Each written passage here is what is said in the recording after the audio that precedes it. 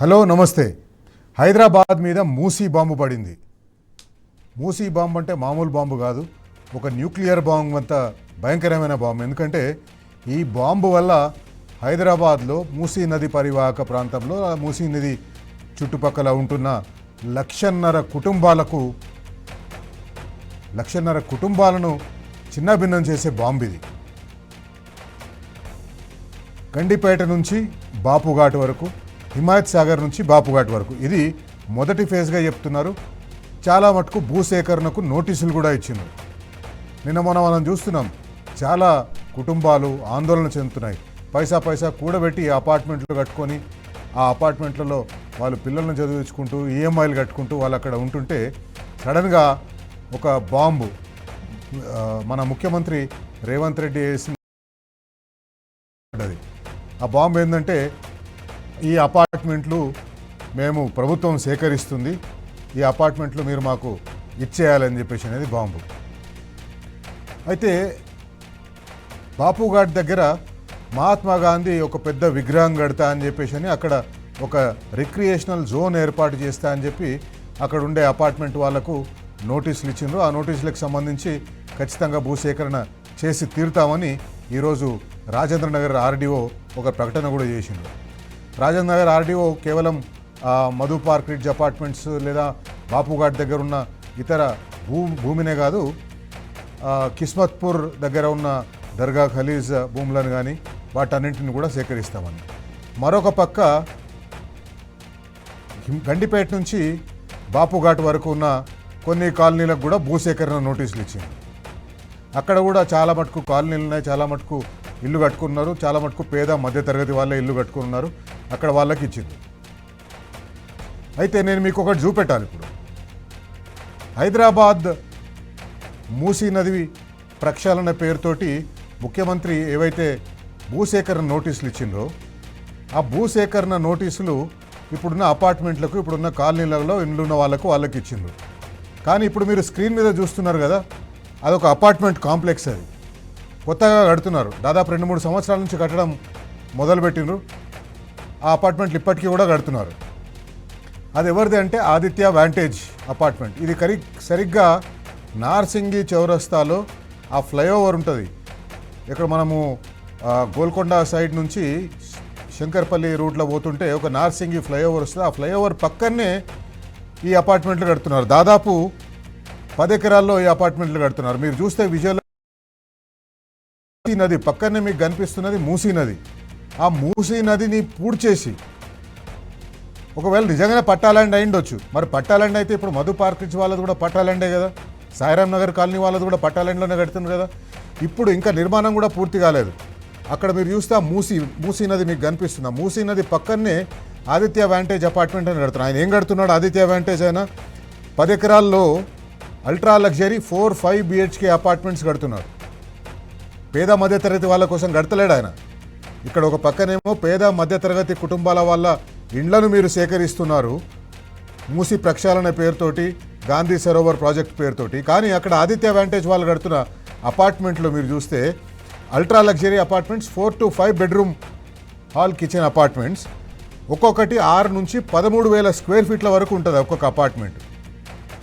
మీరు జాగ్రత్తగా గమనించాలి. ఇక్కడ పేద బలహీన వర్గాల వారి కడుపును కొడుతున్నారు, కానీ వీళ్ళకి మాత్రం నోటీసులు ఇస్తలేరు. అక్కడ దాదాపు 9 టవర్లు వస్తున్నాయి. 9 టవర్లు, ఒక్కొక్క టవర్ 38 ఫ్లోర్లు. ఒక్కొక్క టవర్ 38 ఫ్లోర్లు, దాదాపు 340 అపార్ట్మెంట్లు వస్తున్నాయి. 80% అపార్ట్మెంట్లకి రివర్ వ్యూ అని చెప్పేసి అడ్వర్టైజ్ చేసుకొని అమ్ముతున్నాడు ఆయన. పక్కన మూసీ ఉంది. మూసీ నది ఒడ్డున కట్టడమే కాకుండా ఆ పక్కనే ఉన్న అపార్ట్మెంట్లు అన్నింటినీ కూడా ఏమని అమ్ముతున్నాడంటే 80% అపార్ట్మెంట్లకు రివర్ వ్యూ ఉంటుందని చెప్పేసి అని ఆయన అక్కడ అమ్ముతున్నాడు. ఆ అపార్ట్మెంట్ల వాళ్ళకు మీరు భూసేకరణ నోటీస్ ఎందుకు ఇస్తలేరు?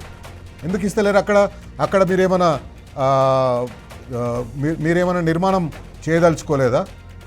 మీరు వాళ్ళకు నోటీస్ ఇస్తలేరు అంటే ఒకటే చాలా స్పష్టంగా ఇక్కడ మనకు అర్థమైపోతుంది ఏంటంటే, మీరు మిగతా పేద బడుగు బలహీన వర్గాల దగ్గర సేకరించిన భూమిని కూడా, సుందరీకరణ పేరుతోటి మీరు సేకరించిన భూమిని కూడా ఇట్లాంటి అపార్ట్మెంట్స్ కడుతందుకోసమే ఒక రిక్రియేషనల్ జోన్ పేరుతోటి లేదా ఒక ఆఫీస్ కాంప్లెక్స్ పేరుతోటి, ఒక SEZ పేరుతోటి ఇట్లాంటి అపార్ట్మెంట్స్ కడతందుకోసమే మీరు వాళ్ళని ఆ అపార్ట్మెంట్స్ని మీరు తీసుకుంటున్నారని చెప్పేసి మనం భావించాల్సి వస్తుంది.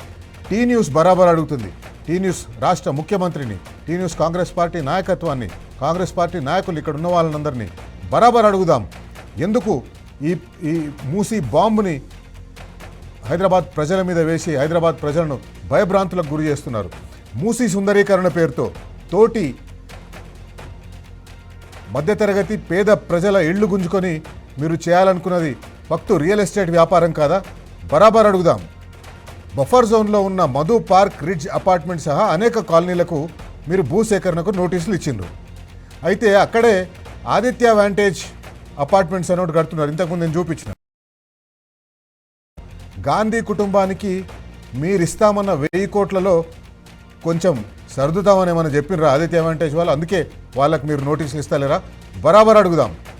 డిపిఆర్ లేకుండా మీరు భూసేకరణ చేస్తున్నారు. ఎట్లా చేస్తారు భూసేకరణ డిపిఆర్ లేకుండా? మీరు సేకరించిన భూమిని దేనికి వాడుతున్నారో భూమి ఇస్తున్న వాళ్ళకి మీరు చెప్పకుండా వాళ్ళ దగ్గర నుంచి భూమికి తీసుకుంటున్నారు కదా మీరు. ఇది ఎక్కడైనా న్యాయమా?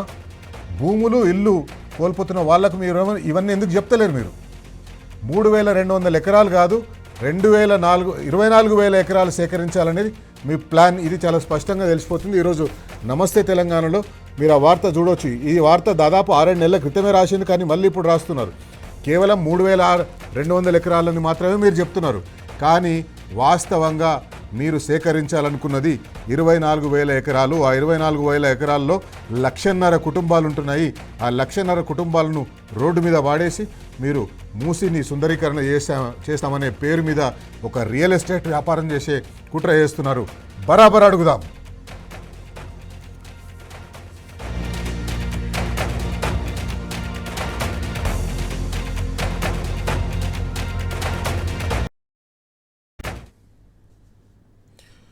ఒకవైపు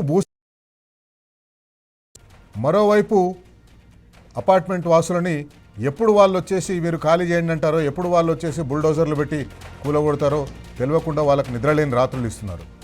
మరోవైపు ఈ దేశంలో ఇంకా చాలామంది మంచి ఆలోచించే వాళ్ళు ఉన్నారని చెప్పేటట్టుగా మామూలు వాళ్ళు ఎవరో కాదు, గాంధీ మునిమనువాడు మహాత్మా గాంధీ తుషార్ గాంధీ.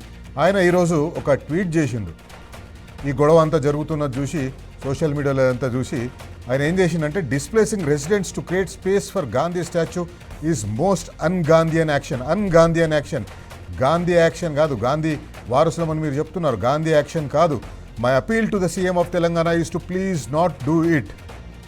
బాపు would have said no in my name, not in my name, stop it. Mahatma Gandhi కనుక ఉంటే ఆయననే నా పేరు మీద ఇదంతా మీరు చేయొద్దు, వద్దు, ఆపండి అని ఖచ్చితంగా చెప్పేవారని మహాత్మా గాంధీ మునిమనవడు తుషార్ గాంధీ ఈ ట్వీట్ చేసిండు. మరో ఆర్డీఓ రాజేంద్ర నగర్ ఆర్డీఓ ఈరోజు ఒక ప్రెస్ కాన్ఫరెన్స్ పెట్టింది. ప్రెస్ కాన్ఫరెన్స్ పెట్టి మనం 4-5 రోజుల కింద చూసినాం. ఎక్కడ భూసేకరణ ప్రారంభం కాలేదు, ఎక్కడ భూసేకరణ నోటీస్ ఇవ్వలేదన్నారు. మళ్ళీ 2 నిమిషాలకే మాట మార్చేసి రేవంత్ రెడ్డి ముఖ్యమంత్రి గారు మాట మార్చినట్టుగానే ఆయన social media handles, government social media handles కూడా అర్ధగంటకు ఒకసారి మారుస్తుంటే వాళ్ళ వర్షన్ని, వాళ్ళ వ్యాఖ్యల్ని.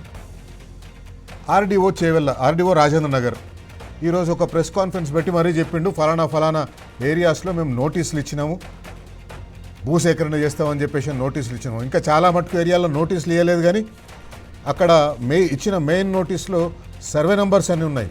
అనేక రెసిడెన్షియల్ కాలనీస్ ఉన్నాయి, సొంతంగా ఇండిపెండెంట్ హౌసెస్ కట్టుకున్న వాళ్ళు ఉన్నాయి, గేటెడ్ కమ్యూనిటీస్ ఉన్నాయి. జాగీర్కి సంబంధించి మధు రిజ్ పార్క్ సంబంధించి వాళ్ళకి 6.5 ఎకరాల వరకు ఆ అపార్ట్మెంట్స్ నిర్మాణంలో ఉండి దాదాపు 425 ఫ్లాట్స్ కూడా అందులో ఉన్నాయి. దాదాపు వారికి ఉన్న 6.5 ఎకరాలలో 2.5 ఎకరాల పైబడి కూడా 50 మీటర్స్ బఫర్ జోన్లో వస్తుంది.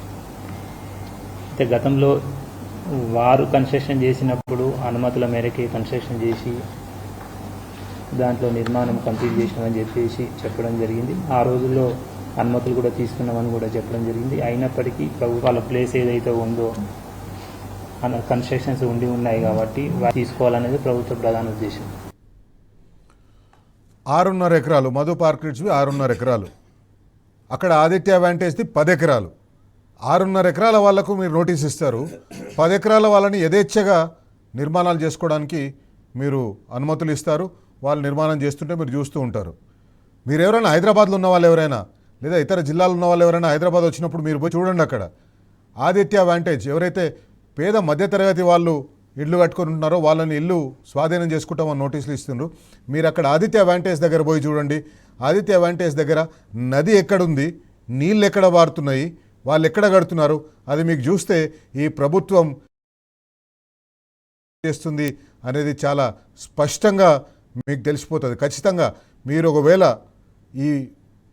ఇక్కడ హైదరాబాద్లో రేవంత్ రెడ్డి వేసిన మూసీ బాంబు వల్ల నష్టపోతున్న వాళ్లకు సంఘీభావం ప్రకటించాలనుకుంటే ఒకసారి మీరు అక్కడ పోయి చూడండి. ఆదిత్య అడ్వాంటేజ్ అపార్ట్మెంట్ని చూడండి. అక్కడ ఏ నదీ గర్భంలో ఇల్లు కడుతున్నాడో మీరు స్పష్టంగా చూడవచ్చు. అందుకే టీ న్యూస్ బరాబర్ అడుగుదాం. తెలంగాణ రాష్ట్ర ప్రజలు అడుగుతున్నారు, బరాబర్ అడుగుదాం.